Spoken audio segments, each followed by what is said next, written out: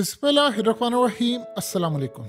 आप सब जानते हैं कि अमेरिका ने इजराइल को वार्न कर दिया है कि अगले 48 घंटों में तुम्हारे मुल्क पर हमला होने वाला है। लेकिन बड़ी अजीबोगरीब सूरत हाल है कि इसराइल की जानिब से ये बात ओपनली कहना शुरू हो गए, चाहे वो सोशल मीडिया के थ्रू हो, किसी से ट्वीट्स करवा रहे हो, उनके लोग कह रहे हो, उनका मीडिया कह रहा हो। वो कह रहे हैं, जरा समझिए कितनी खतरनाक बात कह रहे हैं। इनका एक प्लान क्या है? वो कह रहे हैं कि अगर ईरान ने हम पर हमला किया तो ईरान का मिसाइल सीधा मस्जिद अक्सा पर जाकर लगेगा और मस्जिद अक्सा मुसलमानों की गिर जाएगी। आप इमेजिन कर लें कि ये बात कौन कह रहा है? इजरायली कह रहे हैं। क्यों? देखिए, आज से कुछ साल पहले आपको याद होगा जब अमेरिका ने कासिम सुलेमानी को मारा था, उस वक्त क्या हुआ था कि ईरान ने उन पर सरफेस टू एयर मिसाइल मारे थे। इराक के अंदर अमेरिकी फौजियों को उन्होंने क्लेम किया था हमने 225 फौजी मारे। अमेरिका ने कहा मारे नहीं है, हमारे कई फौजी जख्मी हुए हैं या उनको ब्रेन इंजरीज हुई और बहुत सारी चीज़ें। लेकिन उस दौरान एक वाकया हुआ था और वो वाकया हमेशा सारी दुनिया को याद रहेगा। एक इंटरनेशनल सिविलियन पैसेंजर फ्लाइट थी, यूक्रेन की इंटरनेशनल एयरलाइन फ्लाइट 752। आपको याद होगा वो तेहरान से कीव जा रही थी यूक्रेन में। 8 जनवरी 2020 को एक मिसाइल आता है जो आकर लगता है उसको, और उसमें तकरीबन 176 के करीब जितने लोग थे सारे मारे गए थे। अब उसमें पैसेंजर थे 167 और जो क्रू मेंबर्स थे, जो स्टाफ था, वो तकरीबन 9 थे। 176 लोग थे, एक भी जिंदा नहीं बचा, सारे मारे गए। अब आपको पता है कि उस वक्त सूरत हाल क्या पैदा हुई थी कि ईरान ने पहले इनकार किया था, उन्होंने कहा था हमारा मिसाइल नहीं लगा। लेकिन पता ये चला कि उसमें यानी फ्लाइट में Iran, Canada, Ukraine, UK, Afghanistan, Sweden समेत दीगर ममालिक के लोग उसमें शामिल थे और सारे के सारे मारे गए। बाद में ईरान ने एडमिट किया और फिर ईरान ने कहा कि ये गलती से असल में सारा कुछ हुआ है। सो लिहाजा उन्होंने $1.5 लाख हर शख्स यानी उनके विक्टिम की जो फैमिली थी उनको देने का फैसला किया। अब उन्होंने कहा कि जी हमारा जो मिसाइल था वो जाकर लगा। आपको याद होगा कि ज़ेलेंस्की ने उसको क्या कहा था? उसने कहा था एक तो विक्टिम को चाहिए पैसे पूरे, मुझे चाहिए, मुझे इन्वेस्टिगेशन चाहिए, और ईरान के खिलाफ उसने सारी दुनिया को इकट्ठा कर लिया था। देखिए, किसी भी मुल्क के लोग मारे जाएंगे तो इकट्ठा होगा। लेकिन उस वक्त क्या हुआ था? ईरान ने ऑफिशियली ये बात नहीं की। उनके मीडिया पर जर्नलिस्ट थे, उन्होंने कहा था कि ये जो मिसाइल है इसका रुख मोड़ा गया है और 2 वजूहात हो सकती है। या तो मैनूवर किया गया है, यानी मिसाइल आप फायर करते हैं और उसके बाद उसकी डायरेक्शन बदली गई और सीधा जाकर फ्लाइट को हिट किया गया, या फिर जीपीएस पर ऐसा हैक करके सिस्टम किया गया है कि ये खतरा दिखाया गया था उनको और उसके बाद जाकर उसने हिट किया है। यानी उनको ये दिखाया गया, उनके जो रेडार सिस्टम पर ये दिखाया गया कि यहाँ से अमेरिका का ड्रोन आ रहा है हिट करने के लिए। वो जो फ्लाइट थी वो उसको अमेरिका का ड्रोन हिट करके दिखाया गया कि बाद में ये आकर लगने लगा, लिहाजा उन्होंने फायर किया तो वो बाद में फ्लाइट निकली। अब ये 2 चीज़ें उन्होंने पेश की। अब सवाल यहाँ पर यह पैदा होता है कि क्या इजराइल भी ये काम करने जा रहा है? बिल्कुल, इजराइल ने अब ये जो बात की है, देखिए 2 चीज़ें ज़हन में रखिएगा। जो बैलिस्टिक मिसाइल होते हैं, 3 तरह के मिसाइल होते हैं जो नॉर्मली इस दौरान किसी भी वक्त फायर किए जा सकते। बैलिस्टिक मिसाइल वो मिसाइल होते हैं कि आप इनको एक दफ़ा एक डायरेक्शन दे देते हैं, एक दफ़ा ये लॉन्च हो जाते हैं तो ये फिर आम तौर पर अपना कोर्स यानी डायरेक्शन नहीं बदलते। ये बिल्कुल जो टारगेट इनको दिया जाता है, प्री डिटरमिनेट जो टारगेट होता है, वो असल में हिट करता है। यानी इनको जो डायरेक्शन दी जाती है वो डायरेक्शन में जाकर हिट करते हैं, पता भी नहीं चलता। जो क्रूज मिसाइल होते हैं, असल में ये जो डिज़ाइन किए जाते हैं, इनकी जो डायरेक्शन होती है वो चेंज हो जाती है ड्यूरिंग फ्लाइट। यानी क्रूज मिसाइल को आप फिजा के अंदर तब्दील कर सकते हैं। आप जो नेविगेशन सिस्टम होता है उसके थ्रू आप उसको, यानी एक जगह आपने रखा, आप उसको चेंज करके रीटारगेट कर सकते हैं लॉन्च करने के बाद। जो एडवांस हाइपरसोनिक इस वक्त मिसाइल आया हुआ है, ये असल में पूरी तरह ग्लाइड व्हीकल, यानी ये तमाम की तमाम जो चीज़ें इसमें आप इजीली मैनूवर कर सकते हैं। और सबसे बड़ी बात ये होती है, बड़ा डिफिकल्ट होता है। यानी अगर आप किसी पर हाइपरसोनिक मिसाइल मार दें तो उसके लिए बचना बड़ा मुश्किल होता है। आपको पता नहीं चलता कि वो आप यानी आप एक डायरेक्शन में देख रहे हैं और हो सकता है वो चेंज करके डायरेक्शन किसी और जगह मार दे। अब सवाल यहाँ पर ये पैदा होता है कि जो दो लास की चीज़ें हैं, यानी दो जो हाइपरसोनिक और क्रूज मिसाइल, देखिए हाइपरसोनिक मिसाइल के बारे में ईरान ने कहा है कि वो जो हम हिट करेंगे वो सीधा जाकर करेगा, उसको कोई भी अमेरिका या इजराइल का कोई डिफेंस सिस्टम नहीं रोक सकता, और इसमें कोई दो राय नहीं है। अभी हालिया रूस ने मारा था यूक्रेन के अंदर मिसाइल, जो हाइपरसोनिक मिसाइल था, उसने जो पैट्रियट बैटरीज थी दो, यानी उसका एयर डिफेंस सिस्टम, उसको दोनों को उड़ा दिया था। तो अब ये क्या करने वाले हैं? अब असल में इन्होंने पहले से ज़हन बनाना शुरू कर दिया है कि ईरान जब मिसाइल मारेगा तो वो इनडायरेक्टली जाकर या डायरेक्टली जाकर सीधा मस्जिद अक्सा पर गिरेगा। वो बताना ये चाह रहे हैं, उनके पास जवाब क्या है कि ईरान ने 2020 में भी ये काम हुआ था, अमरीकियों पर मारा था, यूक्रेन की फ्लाइट गिरा दी थी।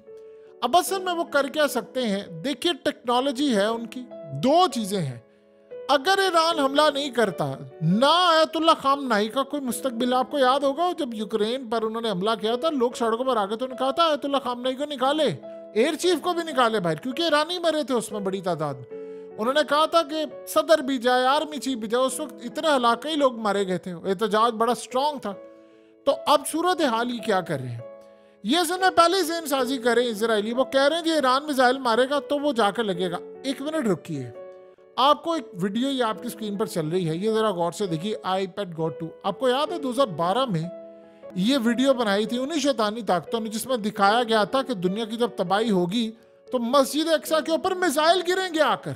याद है ना आपको? आप ये मनाजिर देख रहे हैं, आपकी स्क्रीन पर चल रहे हैं, ये उन्होंने बड़ी देर पहले बताया था।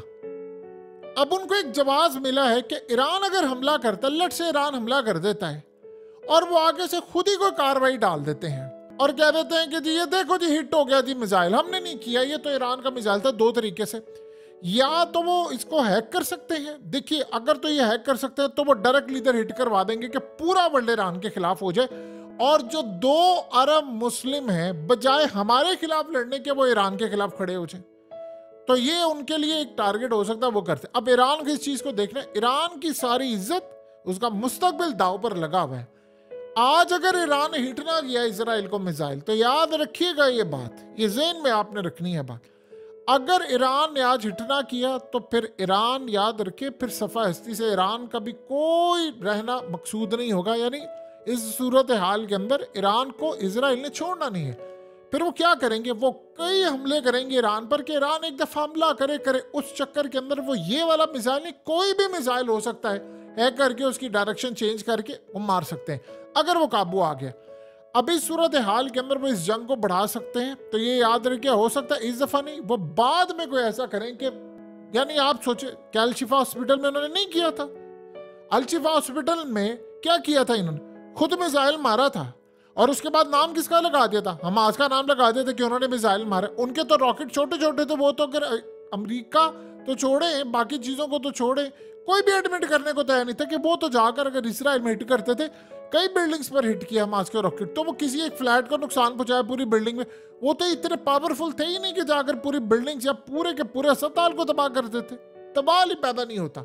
तो लिहाजा अब ये सूरत हाल पैदा हो गई है कि उनके प्लान्स बड़े खतरनाक हैं।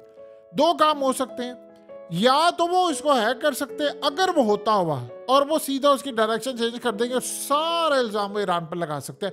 ईरान को यहाँ बड़ा बी केयरफुल होना पड़ेगा। दो वजूहात हैं, क्योंकि एक तो उसकी सारी साख दाव पर लगी है, दूसरा उसकी टेक्नोलॉजी। देखिए इस टेक्नोलॉजी में चाइना का भी हाथ है, इस टेक्नोलॉजी को बनाने में रूस का भी हाथ है, और उन्होंने ईरान की हुई है मदद। सो लिहाजा अगर ये मामला हो जाता है तो फिर यहाँ पर अगर ईरान जाकर किसी और टारगेट पर हिट करता है डायरेक्टली, तो वो ये भी कर सकते हैं कि खुद ही नुकसान पहुँचा दे। बल्कि उन्होंने मस्जिद अक्सा की जो बुनियादें हैं, उनके अंदर जो उनके आर्कियोलॉजिस्ट थे वो गए थे, उन्होंने अंतर में ज़ेरे ज़मीन जाकर बड़ा कुछ कर दिया हुआ है। उनकी बुनियादें इतनी वीक हो गई हैं हालिया जो रिपोर्ट के मुताबिक कि अगर कोई बड़ा जल्जिला आ जाए या कुछ हो जाए तो वो गिर सकती है। यानी इस लेवल पर उन्होंने काम किया, और वो बताया क्या था कि हम खुदाई करने के लिए, उस दौरान उन्होंने बड़ा कुछ कर दिया। सो अगर उसके इर्द गिर्द भी अगर आकर कोई चीज़, कोई मिसाइल गिरता है, तो वो इतनी कमज़ोर बुनियादें कर दी हैं कि वो गिर सकती है। एक दफ़ा वो गिर गई तो आपको पता है कि इस वक्त तो सुर्ख जो बट छिड़ा है, उसका 22 अप्रैल को उन्होंने दरखास्त सबमिट करवा दी है कि हमने इसको कुर्बान गाह ले जाना है, इसकी कुर्बानी करनी है और इसकी राख और एशिस और ये तमाम चीज़ें उसके बाद हमने अपने टेम्पल की तरफ जाना है। सो लिहाजा वो इसको मैनूवर करके मिसाइल उस जानिब भेज भी सकते हैं जहाँ से ईरान को बचना है, क्योंकि आज के दौर में आप कुछ भी हैक कर सकते हैं किसी का, ये कोई बड़ी बात नहीं। और ये भी कर सकते हैं कि लगे किसी और जगह जाकर और ये खुद उधर मार कर कह दें या वहाँ नुकसान पहुँचाकर उसके इर्द गिर्द भी करके कह दें कि ईरान का लग गया।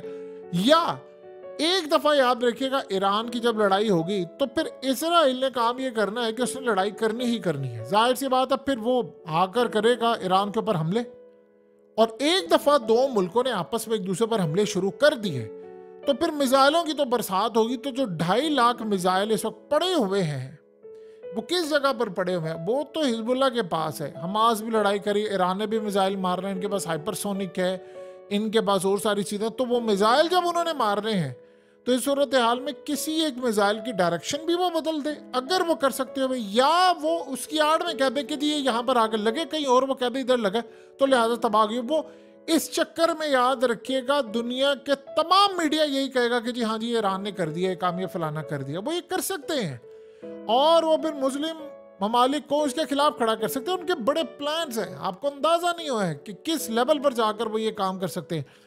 सो लिहाजा अब इस सारी सूरत हाल के अंदर ईरान को बड़ा मुहतात होकर ये काम करना पड़ेगा कि वो पहले भी चीज़ें हो चुकी है, अब भी हो चुकी है। देखिए 2020 के बाद चाइना ने उनकी, असल में हुआ ये था कि ईरान की टेक्नोलॉजी में एक फॉल्ट था पहले भी, कि वो यानी उनकी जो एक्यूरेसी थी वो इतनी ज़्यादा नहीं थी। अब हालत ये है कि ईरान की एक्यूरेसी इतनी है, यानी हालिया हमने नज़ारा देखा जब हूथियों ने हमले किए थे कि अगर किसी जगह पर आप सिक्का भी रख देंगे किसी दूर दराज कई हज़ार किलोमीटर दूर, तो वहाँ पर अगर आप ईरान के मिसाइल को मारेंगे तो वो डायरेक्टली वहीं जाकर लगेगा। इतनी उसकी एक्यूरेसी बेहतर होगी और उसमें रूस और चाइना ने बड़ा किरदार अदा किया इनकी एक्यूरेसी बेहतर बनाने में। सो अब अंदाज़ा कर लें कि मामला ये हो चुका है कि पहले ही उन्होंने ग्राउंड ये बनानी शुरू कर दी है कि जी फलाना, एक दफ़ा खुदा ना खा सके किसी चीज़ को शहीद कर दिया तो ये क्या कहेंगे, अच्छा जी वो जो गिरने वाली थी वो तो गिर गई, लिहाजा यहाँ पर टेम्पल बनेगा। और बताएं जो इस वक्त सूरत हाल है दुनिया की, इसराइल ने 40,000 बंदा तो मार ही दिया ना, और उसके अलावा 1500 से 1800 बिल्डिंग्स तबाह कर दी हैं। फिर उसके अलावा दुनिया भर के अंदर जो मामला चल रहा है, किसी एक मुल्क ने उसको रोक पाया? कोई, यानी 57 इस्लामिक मुल्क, 2 अरब मुसलमान रोक पाए? नहीं रोक पाए। अमेरिका मजम्मतें भी कर रहा है, हथियार भी दे रहा है, ICJ में यानी केस भी चल रहा है, इंटरनेशनल कोर्ट में फैसला भी आ गया, रोका कुछ? कभी भी नहीं रोका। इवन के इजराइल तो अब रफा वाली साइड पर ऑपरेशन शुरू कर रहा है, उसने ऐलान कर दिया है नेतन्याहू ने, और वो ऑपरेशन कहाँ पर कर रहा है? वो ऑपरेशन कर रहा है यानी अब वो इजिप्ट दाखिल होने वाला है। आप सोचे लॉयड ऑस्टिन, इनकी जरा करतूत देखिए। लॉयड ऑस्टिन इस वक्त कह रहा है इजराइल ने बर्बाद कर दिया अमेरिका को, हमारे तमाम फौजियों की जानें इस वक्त खतरे में है। क्यों जी खतरे में है? कि जी उन्होंने दमिश्क के अंदर जो एम्बेसी को तबाह किया है वो हमसे पूछे बगैर, हमें इन्फॉर्म किए बगैर तबाह किया है, लिहाजा जो बदले में रिएक्शन आ रहा है वो हमारे फौजियों की जान खतरे में है, तो इसराइल इसका जिम्मेदार होगा। आप अंदाजा कर लें इसराइली कहेंगे तुम्हारी क्या औकात है, हम एक उंगली पर चाहे तो पूरा अमेरिका सुबह बैंकरप्ट करवा सकते हैं, यानी इस लेवल पर हम काम कर दो और तुम हमें आकर कहोगे वो अमेरिका तो हमें बताएगा कि क्या करना है क्या नहीं करना। एक चीज और भी ज़हन में रखिएगा, इससे एक चीज समझ आती है कि हौसी जो मिसाइल मार रहे हैं वो इलात शहर में भी जाकर लग रहे हैं। देखिए किसी भी जगह पर ये कोई भी काम कर सकते हैं, किसी भी जगह पर ये डायरेक्शन बदल सकते हैं, लिहाजा यहाँ एक बात ज़हन में रखिएगा, टेक्नोलॉजी का जहाँ तक मामला है, देखिए एक दफ़ा कोई इवेंट हो जाता है, इवेंट को आप होने से नहीं रोक सकते। इंडियन आर्मी चीफ ने क्या बात की थी? इंडियन आर्मी चीफ ने 2-3 दिन पहले ये कहा है अपनी कौम को, अपनी फौज को, तमाम लोगों को कि बड़ा ख़तरनाक कोई इवेंट होने वाला है जिसके लिए हमें तैयार रहना पड़ेगा, चाहे वो इंडिया में हो, पाकिस्तान में हो, अमेरिका में हो, मिडिल ईस्ट में हो, यूक्रेन में हो, कहीं भी हो। उसने कहा पूरा वर्ल्ड जो है उसकी डायरेक्शन बदलने वाली है, लिहाजा हमें तैयार रहना। हर मुल्क की फौज इस वक्त हाई अलर्ट हुई पड़ी है, लोग अपना आप बचा रहे हैं, उनको नहीं पता कल का दिन क्या होगा, वो रात को सोकर उठे सुबह ये डायरेक्शन हो जाए, तबाही हो जाए। लिहाजा अब जो नेक्स्ट मरहला आ रहा है वो इतना ज़्यादा खतरनाक है, इतना ज़्यादा खतरनाक है कि किसी को नहीं पता कि ये कर क्या दे। लिहाजा इस सारे मामले पर याद रखिएगा, जो इर्द गिर्द की सराउंडिंग है, उन्होंने ज़मीनें खरीद ली हुई हैं, वो कुर्बान गाह जहाँ पर है, यहाँ पर जाकर उन्होंने अपनी सारी रसूमात अदा करनी है, वो सारी बछड़े की और ये वो तमाम चीज़ों की वो पूरी इस वक्त तैयारी करके बैठे। सो क्या हमारी भी तैयारी है या नहीं है? और एक बात ज़हन में रखिएगा, अभी तो आपको पिछले कुछ अरसे के अंदर 2-3 ममालिक बहुत ज़्यादा आगे बढ़कर दुनिया उनको बड़ा कह रही है जी ये लड़ाई कर रही है, नहीं हमास की लड़ाई हो रही है। हूथी जो है यमन के, वो हीरोपन के रुबरे हुए हैं, जाहिर सी बात है वो लड़ाई कर रहे हैं और उन्होंने तो गले से पकड़ा हुआ अमेरिका को, इसराइल को और दूसरी ताकतों को। देन नेक्स्ट उसमें ईरान आ रहा है, हिजबुल्लाह आ रहा है, इराक के मलेशियाज आ रहे हैं, इवन के अफगानिस्तान के अंदर से आवाज़ें उठ रही हैं।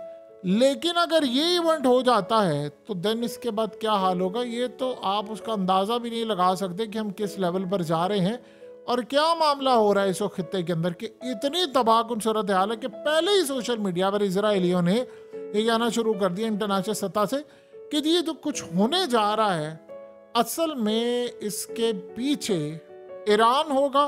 सो हम नहीं होंगे तो सारे 2 अरब मुसलमान इनसे जाकर हिसाब किताब ले, हमें कोई पूछने की जरूरत ना करे।